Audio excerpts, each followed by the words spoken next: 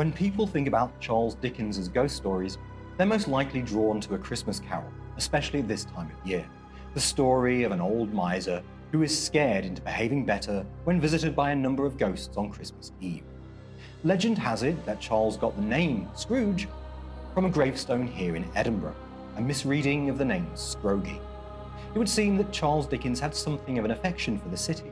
A couple of decades earlier, in 1836, he set a short story here, the story of the Bagman's uncle. The story of the Bagman's uncle forms part of the Pickwick Papers and is just one of the many tales told within it. It was published in 1836. The story is told by a bagman about his uncle, also a bagman. For simplicity, we will simply use the term bagman to refer to the uncle, the protagonist of the story. For those of you unaware of what a bagman is, they were delivery drivers. Think the Amazon of their day. This particular bagman would have a regular route. He would come up from London, first stop at Edinburgh, then pop over to Glasgow, back to Edinburgh and then down to London. His return journey, however, was entirely for pleasure. He would spend several days in Edinburgh catching up with friends. On one night, he visits a group of people in the Canonsgate area of the city. He stays for a number of hours, drinking merrily and engaging in some real Scottish hospitality. Such real Scottish hospitality that by the end of the night he is the only one left standing. So he raises a toast to himself and then heads out, making his way back to his lodging. Charles Dickens describes Edinburgh in a great amount of detail. The city hasn't really changed a lot, and so you can follow the bagman's journey. He heads up the Canongate, which is on the Royal Mile, and then turns right onto North Bridge. He stops there for a moment. To his left, he sees the lights of Edinburgh Castle. To his right, the glittering lights of Calton Hill. And then, in the distance, he sees the wonderful sight of Arthur's Seat, a sleeping, dark silhouette against the night. Now, the bagman is making his way to his lodgings in Leith, at the very bottom of Leith Walk. For those of you who know the city, getting from the Canongate to the bottom of Leith Walk is not a short journey, especially after some Scottish hospitality. He finally makes his way to the bottom of Leith Walk, and when he's there, he spots a waste ground. Inside the waste ground, there are old mail carriages, so he sneaks inside to take a look. They're all dilapidated. Dickens describes these carriages in wonderful detail, talking about how the seats are torn, how lamps are missing, how wheels are damaged. It's a graveyard of skeletons. The bagman decides to sit down, and he drifts off to sleep. He's shortly awoken by a commotion around him. Suddenly, all of the carriages have come to life. They are pristine and new once again. There are people milling around. There are guards. There are members of the public. There are delivery persons themselves, all ready to take their bags and their letters down across the country. The bagman is confused and wanders around. He speaks to a guard who informs him, "This is your carriage." The bagman looks inside, curious, confused, excited. He is joined by three companions: a young, beautiful woman, a young man, and an older man. The young man is dressed in blue, the older man dressed in purple or plum. They are described as being dressed in odd clothing, very reminiscent of the previous century. The man in plum is quite clearly protective of the young lady, because as soon as the bagman gets near, the man puts his hand on the scabbard of his sword. As the bagman is getting ready to head onto the carriage, he notices several members of the ghostly party start to fade in and out of existence. Some guards walk up to him, tell him some details, and then vanish, soon to be replaced by new ghostly apparitions. As the bagman goes to get onto the carriage, however, the man in purple, quite outraged, reaches for his sword. Soon, the man in blue, the man in purple, the woman and the bagman are engaged in a chaotic battle, a fight. The bagman is scared, but he stands his ground. He notices the woman is calling for help, so he whisks her up and heads away on horses.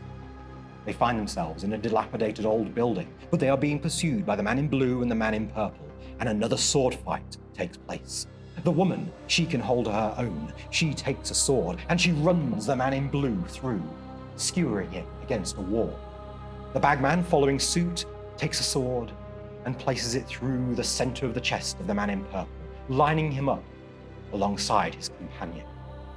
The woman explains that she was being held against her will, that the young man in blue was the son of a local aristocrat, but now she is safe, thankful to the bagman. They express their love and fondness. He promises never to leave. They kiss, and they ride off back to the carriage graveyard.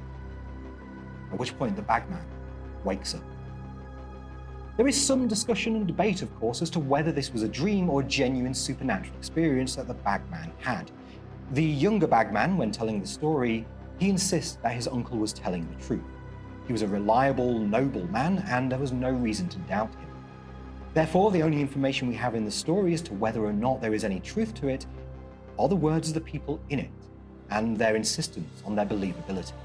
So we will assume, for the sake of this, that it is indeed a genuine supernatural experience. The scenes are set in a beautiful style. As the man walks through Edinburgh, we get a lovely look around the town. For those who haven't visited, it was like a travel guide. As Dickens makes his character head down to Leith, we get less information about it. At this point in history, the relationship between Edinburgh and Leith had not long changed. Leith at one point was a separate town outside of Edinburgh, so was the Canongate at one point, where the man was drinking with his friends. The way Dickens describes the graveyard of the carriages is beautiful. You can really feel yourself there with the Bagman. You can smell the city, you can feel the ground, you can hear the hubbub of the people getting ready to deliver their packages. One question that's raised is what type of packages and parcels do the dead deliver? The answer? Dead letters, obviously. Sounds like it should be in a Christmas cracker. And that fits because this is a cracking story. It's short, you'll get through it in just about half an hour or so, and you get to experience multiple time zones, very similar to A Christmas Carol. They're not just ghosts, they're ghosts of a previous century. The story is exciting, adventurous, and a little unsettling as you join the Bagman on his own adventures. He very quickly adapts to this new environment, more concerned about the safety of the young woman than whether or not something supernatural is genuinely going on. If there was one criticism, it's that the supernatural element isn't played up as much as it could be during the story. If you were to jump into it from about the third of the way through point, you probably wouldn't even notice it was something supernatural going on. It's just a regular swashbuckling adventure. It's an interesting take on the ghost story format, and at this point in history, ghost stories are really just starting to find their feet and work out what they actually are. The golden age of the ghost was still to come, and stories like The Bagman's Uncle, well, they help to set the scene. If you haven't visited Edinburgh, it gives you a wonderful view of the town. If you haven't read much of Charles Dickens' ghost stories, it's full of wit, it's full of spooks, and it's full of adventure. It's exactly the type of thing you might want to dig into if you're wondering where to start. You can find it individually by itself, it is public domain, or you can find it as part of the Pickwick Papers, and there are a number of audio recordings.